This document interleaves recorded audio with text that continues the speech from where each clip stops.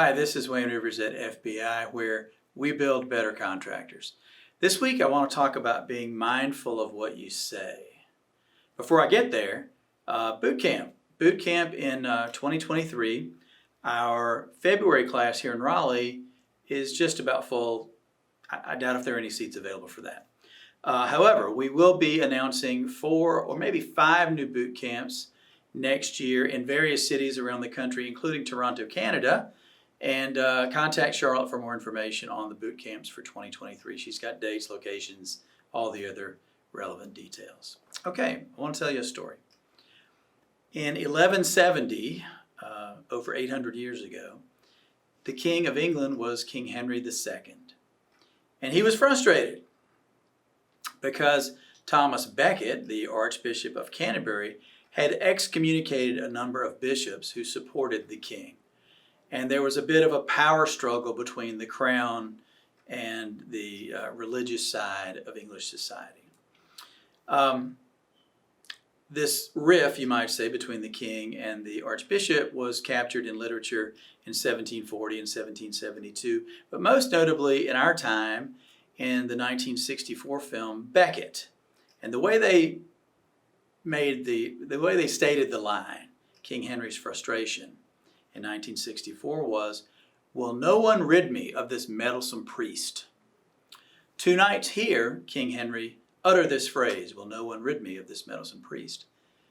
They don't take it as a comment made out of frustration. They take it as an order from their king. So they went to Becket's home and they assassinated him, thinking they were doing the right thing. This was a public relations disaster in 1170 for the king. And he was vilified, whereas Becket was honored and venerated in English society.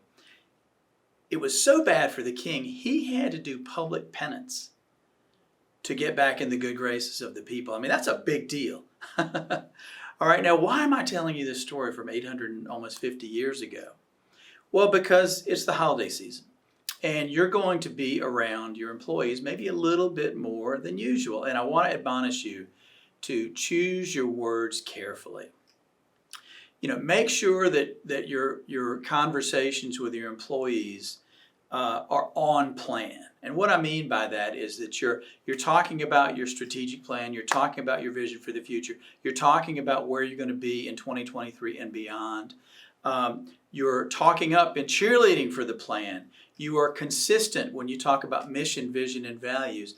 And you're also consistent with your other senior leaders. You might need to huddle up on this. The worst thing that you can do is be a loose cannon and be doing things that are inconsistent with the plan. And now, why do I bring this up? What's going on here? I was visiting with a client in Texas earlier in the year.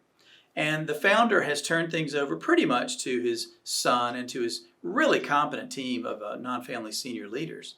But he still comes in the office a lot. And there's some confusion in the organization about who's actually running the thing. And the founder talked to me a couple times about saying things that got misinterpreted or blown out of proportion or something like that. And I had to tell him that, a business can have lots of presidents over its lifetime. It's only going to have one founder. And the founder just carries so much weight. Just a guy who created something from nothing. And his words have 10 times the power. This guy just thinks of himself, even though he's the founder, as another employee in the company. He doesn't realize his words have 10x the power of anybody else in the organization. So like King Henry, people interpret musings that he might state as orders. It's called direction versus indirection. And so you've got to be careful and mindful about what you say about your people. So cheerlead for your senior leaders, cheerlead for the plan, cheerlead for your mission, vision, and values. Don't be a loose cannon. Be careful what you say. And I'd like to have your comments and the feedback. What King Henry II and Thomas Becket examples have you had in your business tenure? This is Wayne Rivers at FBI. Happy holidays, and we build better contractors.